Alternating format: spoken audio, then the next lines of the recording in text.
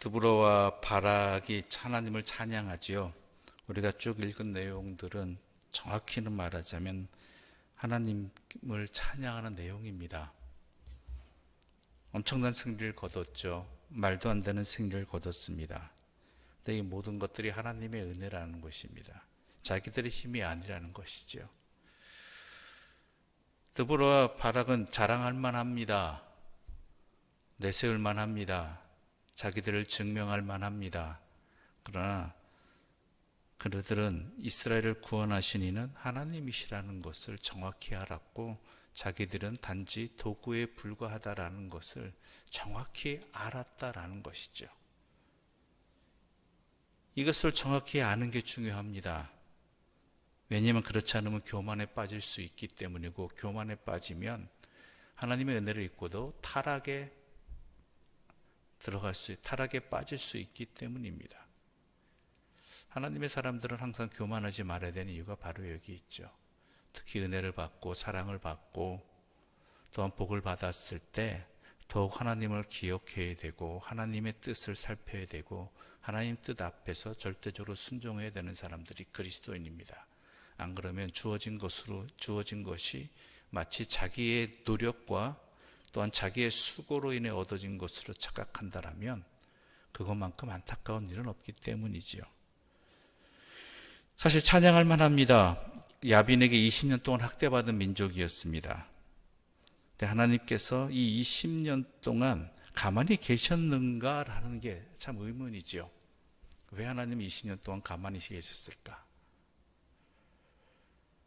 이스라엘 백성들이 부르짖었습니다. 살려달라고. 야빈의 손길에서 자기들을 구원해달라고 부르짖었습니다. 그런데 하나님은 20년 동안 이 고통을 당하게 하셨죠. 눈물의 세월을 보내게 하셨습니다. 여기에는 첫 번째 이유는 이스라엘의 죄악에 대한 하나님의 또한 깨닫게 하시는 회초리일 수 있습니다. 첫 번째 가장 중요한 요인이 바로 이거겠지요. 두 번째는 오늘 본문을 읽어보다 보면은 또 다른 이유가 있었다라는 그러한 의미를 담고 있습니다. 우리 6절부터 8절까지의 말씀 함께 읽어볼까요? 6절부터 8절입니다. 함께 읽겠습니다. 아나스의 아들 삼갈의 날에 또는 야엘의 날에는 대로가 비었고 길의 행인들은 오솔길로 다녔도다. 이스라엘에는 마을 사람들이 그쳤으니 나 드보라가 일어나 이스라엘의 어머니가 되기까지 그쳤도다. 무리가 새 신들을 택하였으므로 그때 전쟁이 성문에 이르렀으나 이스라엘의 4만 명 중에 방패와 창이 보였던가. 이스라엘 백성들이 하나님 이런 고통을 당할 때 고통에 몸부림쳤습니다. 희망을 찾지 못했죠. 그런데 이스라엘 백성들이 8절을 보게 되면 무리가 새 신들을 택하였다라는 것이고요. 두 번째는 그때 이스라엘 4만 명 중에 방패와 창이 보이지 않았다라는 이야기입니다. 그러니까 첫 번째 이유는 바로 우리가 살펴본 첫 번째 이유가 되겠죠. 이스라엘의 불순종이 어느 정도 있거든요. 하나님 아닌 다른 신을, 이 위기 상황 속에서도 다른 신을 찾았다라는 것이죠. 우리가 항상 하나님을 찾아야 됨에도 불구하고 이스라엘 백성들은 하나님을 찾지 않았다는 것입니다. 근데 엄밀히 얘기해서 하나님을 찾지 않았을까요? 하나님을 찾았겠죠. 근데 하나님을 찾는다는 게 단순히 하나님의 이름을 찾는다는 것, 하나님 앞에 나온다라는 것, 이것만을 의미하지는 않습니다. 참된 하나님을 찾아야죠.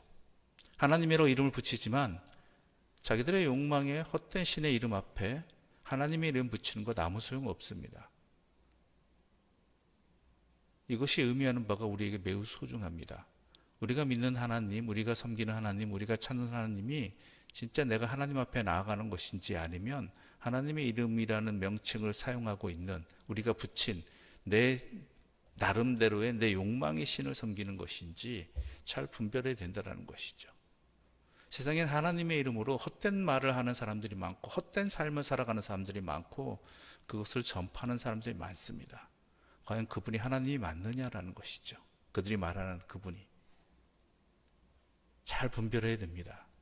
하나님 말씀에 맞는 그 하나님인가 우리에게 증거되어지는, 물론 하나님은 이 말씀을 넘어서시는 분입니다. 그러나 우리에게 또한 분별할 수 있는 주의 말씀을 우리에게 주셨죠.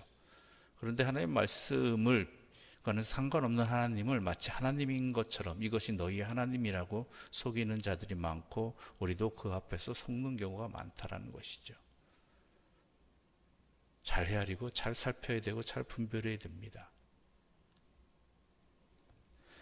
또 하나가 이스라엘 4만 명 중에 방패와 창이 보였는가라는 구절입니다. 이 이야기는 뭐냐면 하나님이 이스라엘을 구원하실 때, 하나님의 구원의 역사를 펼치실 때 사람을 도구로 삼으십니다.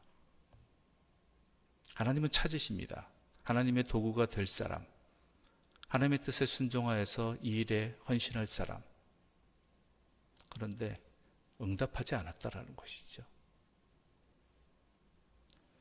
드보라와 바락이 나타나기까지, 드보라 선지자가 물론 하나님이 택하신 사람입니다. 그런데 그 많은 이스라엘 백성들 중에서 왜 드보라였는가? 물론 하나님의 뜻이 있겠죠. 그러나 또 다른 의미는 이 노래 속에서, 이 시 속에 담겨진 의미는 아무도 응답하지 않았다라는 것입니다. 아무도. 하나님 도와주십시오. 하나님 살려주십시오. 하나님 우리 어떻게 해주십시오라고 간구는 하는데, 그러면 네가 나서라. 네가 헌신해라. 내가 이 일에 앞장서라 했을 때 따르지 않았다라는 것이, 응답하지 않았다라는 것입니다. 이게 우리의 현실이기도 합니다. 하나님은 사람을 찾으십니다.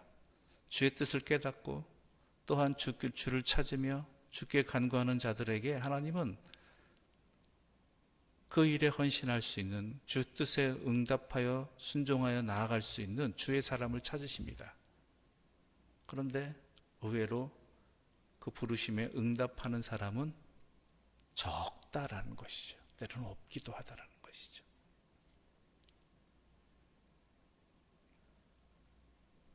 때로는 하나님께서 강권적으로 세우시기를 우리는 바랍니다. 내가 수고하지 않아도, 내가 헌신하지 않아도 하나님께서 그 크신 능력으로 다 이루어 주시고 회개해 주시기를 바랍니다. 그런데 하나님은 우리를 사랑하십니다. 우리를 통해서 이루시기를 바라십니다. 그러면서 하나님의 사람으로 굳게 세워지기를 또한 하나님께서는 뜻하십니다. 단순히 하나의 문제를 해결하는 것을 넘어서서 그 사건과 그 일들을 통해서 하나님의 사람이 주의 부름에 응답하고 또한 하나님의 쓰임이 되어서 그 사람과 그 또한 관계된 모든 쓰임이 된 사람들이 하나님 안에서 성장하기를 원하시고 하나님 안에서 굳게 세워지기를 원하시는 분이 하나님이십니다. 근데 거기에 부름에 응답하느냐 아니냐라는 것이죠.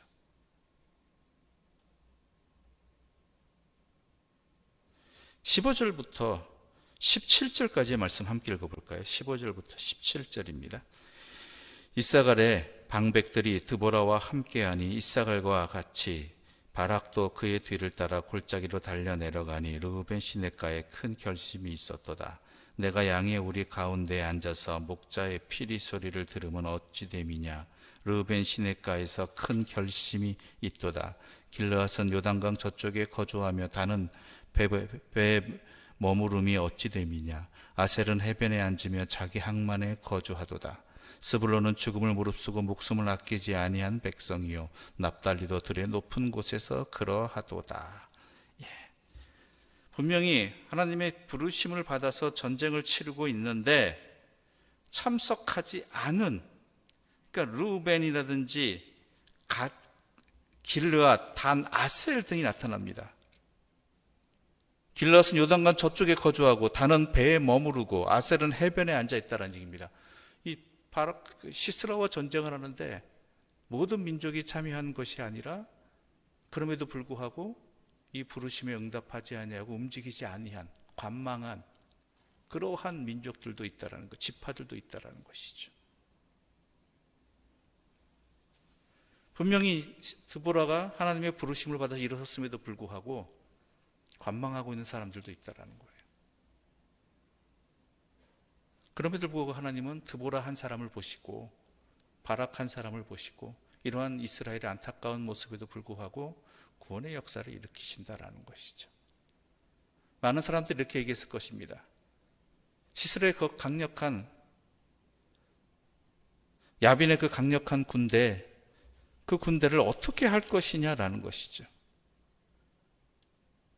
시스라를 물리칠 수 있으려면 온 민족이 함께 힘을 합해야 되는데, 저렇게 방관하고 있는 그 사람들을 설득할 때까지, 그들이 함께 할 때까지 기다려야 되지 않느냐라고 생각할 수 있습니다. 모두가 함께 움직이기 가장 좋잖아요. 근데 그럴 일은 없습니다. 미안합니다. 세상에 그럴 일은 없습니다. 거의 드뭅니다. 다만 단 몇 사람이라도, 연약한 사람들이라 할지라도 하나님 뜻에 순종한 사람들이 있느냐 없느냐에 따라서 역사는 바뀌어지는 것이고, 하나님은 그들을 통해서 이루신다라는 것이죠.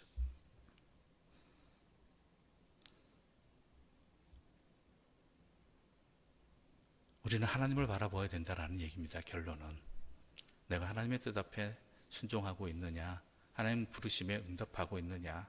다른 사람들은 어찌 됐건 그래도 함께하면 좋은데, 그렇지 못한 사람들 때문에 주님의 부르심에 머뭇거리거나 아니면은 돌아서거나 하는 일들이 없어야 한다라는 것이죠. 오직 주의 부르심의 은혜를 받았다라면, 그 부르심에 쓰임이 되었다라면 좌로나 우로나 치우치지 말고 오직 하나님만 바라보면서 나아가는 것, 그럴 때 하나님께서는 우리를 통해서 큰 역사를 이루시고 허락해 주시고 구원의 은혜를 우리에게 주신다라는 것이죠. 그것을 바로 오늘 본문은 찬양하고 있는 것입니다. 주의 부르실 때, 하나님이 부르실 때 응답하지 못한 이스라엘의 현실, 그러나 하나님께서는 포기하지 않으시고 하나님의 사람을 부르셨고, 그래서 드보라가 이런 하나님의 쓰임이 되었고, 또한 이러한 하나님의 사람을 통해서 시작하였으나 그럼에도 여전히 관망하고 있는 그러한 이스라엘의 안타까운 일부의 모습들과, 그럼에도 불구하고 헌신하는 하나님의 쓰임이 되어지는 또 다른 부류의 사람들, 그들을 통해서 하나님은 일을 이루셨고 승리를 거두게 하셨고 이스라엘에 참된 평화를 주셨다라는 것이죠. 결국 중요한 건 뭐겠습니까? 하나님을 찬양하는 것, 하나님을 바라보는 것, 하나님 뜻에 따르는 것, 이것이 중요하다라는 것입니다.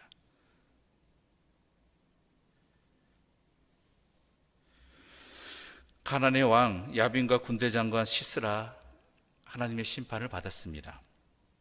그러나 이 심판의 도구로 하나님의 사람들이 쓰임이 되었다라는 것이 큰 은혜이고, 드보라는 바로 그것을 찬양하는 것이고, 그런 자들에게 하나님께서 은혜와 복을 주시다라는 것, 하나님의 쓰임이 되었다는 그 자체뿐만 아니라 그 일로 인해서 하나님의 뜻을 이루었다라는, 하나님의 뜻에 헌신되었다라는 그것이 그들의 삶의 가장 큰 축복과 은혜가 된다라는 것이지요.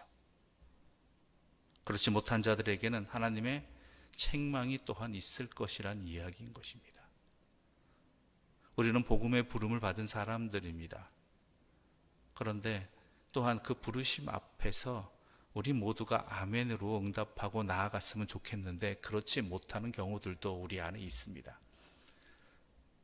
모든 사람이 또 그런 건 다 아닙니다. 어떤 사람은 어느 경우는 응답하고 어느 경우는 응답하지 못할 때도 있습니다. 완벽한 사람은 없겠지요. 그러나 중요한 것은 주의 부름 앞에 우리가 응답할 수 있는 믿음의 소유자가 되기를 기도하는 것이고, 또한 그 부르심에 응답하여서 나아갈 때 여러 가지 상황들이 벌어지고 여러 가지 현실들이 앞에 있다 할지라도 주님의 뜻이라면 믿고 나아가는 그러한 믿음의 소유자가 되기를 또한 기도하면서 소망해야 된다라는 것입니다. 하나님은 바로 그 사람을 통해서 하나님의 뜻을 이루시고 그 땅에 평화를 허락해 주십니다. 그 믿음으로 우리가 나아가는 주의 사람들, 자신을 하나님께 온전히 드리는 주의 백성들, 여러분의 가정, 우리 교회가 되기를 간절히 소망합니다. 기도드리겠습니다. 하나님 아버지 감사합니다. 오늘 드보라와 바락의 노래를 통해서 하나님이 찾으실 때 응답하는 사람이 있어야 하고 바로 그 사람이 내가 되어야 한다라는 그러한 소망을 주신 것 감사합니다. 그러나 우리는 두려움과 근심과 나 아닌 다른 사람이 했으면 좋겠다라는 그러한 모습들이 우리 가운데도 있었습니다. 어쩔 때는 주의 부르심에 아멘을 응답하기도 하였지만 어떨 때에는 뒤를 돌아보면서 머뭇거리기도 하였고, 때로는 사태를 관망한다는 명목 하에서 부르심에 머뭇거리고 일어나지 않았던 우리의 삶의 모습이 있었습니다. 그런 우리들을 안타까이 여기시는 주님의 심정을 깨닫지 못하고 그게 지혜로운 것이라고, 그게 현실적이라고, 어쩔 수 없는 일이라고 말하기도 하였습니다. 이제 그러한 아쉬움과 미련함과 어리석음을 버리게 하여 주시옵소서. 주의 부르심의 은혜를 입었을 때 아멘을 응답하며 나아가는 주의 백성들 되게 하여 주시고, 때로는 그 일에 걸어가름에 있어서 적은 사람들이 함께 한다 할지라도 하나님이 이루심을 믿고 하나님의 쓰임이 되었다는 그 자체만으로 감사하면서 오직 주만 바라보며 믿음의 삶을, 헌신을 살아가게 하여 주시옵소서.